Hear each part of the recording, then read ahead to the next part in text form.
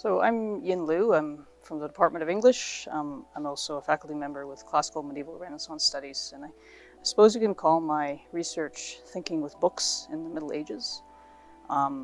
Information technology has a much longer history than most people realize, and my research looks at its development during a period that's usually neglected when people think about this history. So the Middle Ages, which for my purposes goes from about 500 to 1500. During this period, medieval people invented, or at least normalized, many of the design features we take for granted in the modern printed book. So this 15th century manuscript missal in the U of S Special Collections, for example, incorporates navigational aids, the use of color, and script within the text, as well as these sewn in leather tabs that mark the most heavily used sections of the book, so users can go straight to there. From my point of view, the most important aspect of this manuscript is the fact that it's been heavily used. It's dirty. There are parts that have fallen out or been cut out, as you can see.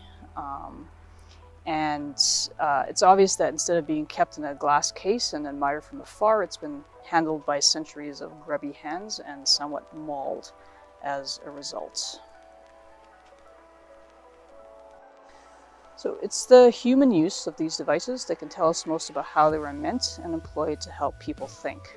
One of my students, Ariel Brecht, has been working on this 13th century manuscript fragment, Eggy number 4, in our collections. The original manuscript was a collection of model sermons, and the words in the margins are probably either indexing terms or they're cross-referenced to another type of reference work, a sermon composition aid.